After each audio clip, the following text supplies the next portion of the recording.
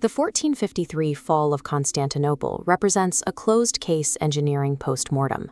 Beneath the historical narrative lies a specific physical failure of a defensive system under extreme load. This collapse occurred when a 1,000-year-old static defensive matrix encountered an out-of-context, high-yield kinetic threat. By 1453, the Byzantine Empire had been reduced to a single heavily fortified point. It was a peninsula of stone surrounded by Ottoman-controlled territories. Sultan Mehmed II recognized that starving the city would fail. Instead, he opted for structural annihilation, targeting the physical integrity of the city's perimeter. That target was the Theodosian Walls. This defensive perimeter utilized 96 offset towers to protect a sprawling 12-mile front. Over 800 years, this system had successfully repelled Avars, Arabs, Rus, and Bulgars.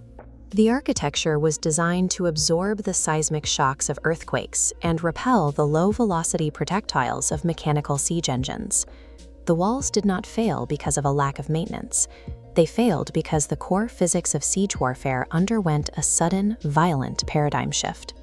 Transitioning to the structural mechanics of the cross-section, we see three distinct defensive layers: a 20-meter wide moat, an 8-meter outer wall, and a 12-meter inner wall.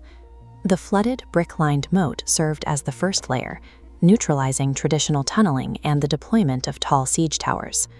Behind it, the 8-meter outer wall functioned as a low-profile breastwork designed to halt infantry progression and provide elevated firing arcs. The system's apex was the 12-meter-high, 5-meter-thick inner wall, featuring a mortared rebel core encased in limestone blocks. The offset towers provided a three-dimensional field of enfilading fire, creating a geometric kill zone for anyone attempting to cross the moat. The material properties of the wall, mortared rubble and limestone, provide exceptionally high compressive strength, supporting massive vertical weight. However, rigid limestone has poor tensile and shear strength, making it vulnerable to localized, high-velocity impacts. While these fortifications were effective against human scaling and mechanical trebuchets, the rigid masonry was unprepared for focused, horizontal kinetic energy. Mehmed II deployed an out-of-context threat to exploit that weakness, the Orban supercannon, named Basilica. It was a 19-ton bronze tube measuring 27 feet in length. The weapon was placed at a standoff distance of 500 meters from the inner wall. This placement kept the Ottoman operating crew exactly 100 meters outside the maximum range of the Genoese armor-piercing crossbows defending the city. The Kokoliagos mathematical model reveals the internal ballistics required for the breach.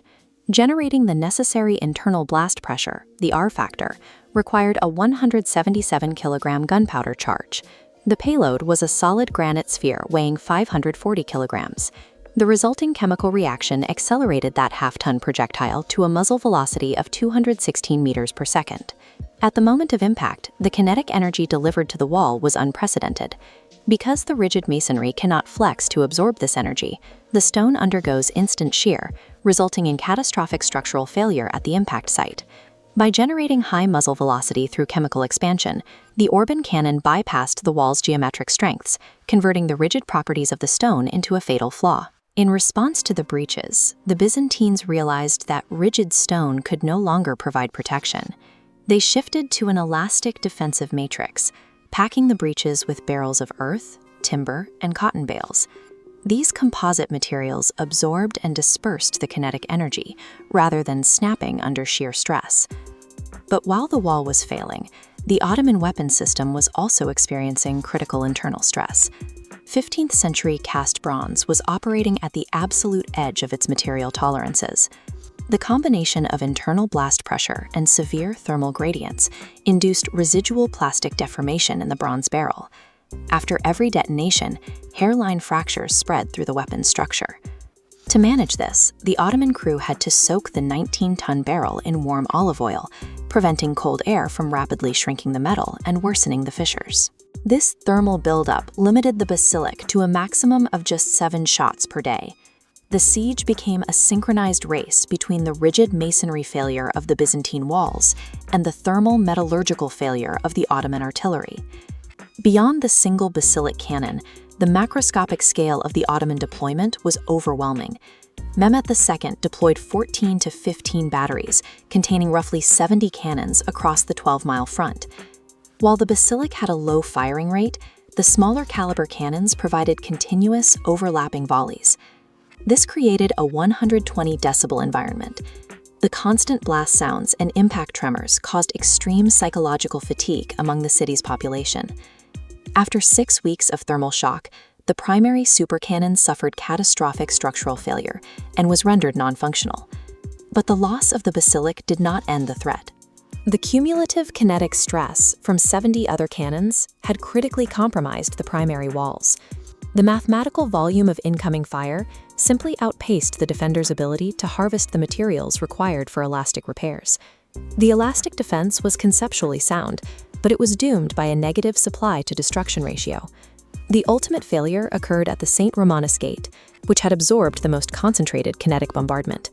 On May 29, 1453, the Ottoman infantry exploited the shattered masonry, overwhelming the defenders. The city fell, effectively ending the 1500-year Roman Empire. The Theodosian walls did not fall because of a flaw in their original engineering. They fell because the introduction of chemical kinetic energy introduced a new physical reality that stone fortifications could no longer repel.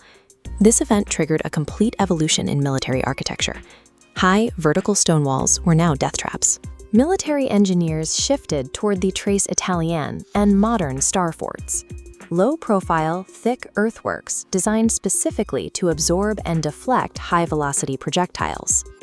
The rubble of Constantinople marks the birthplace of modern artillery warfare, proving against high-yield kinetic energy, elasticity and mass always defeat rigidity and height.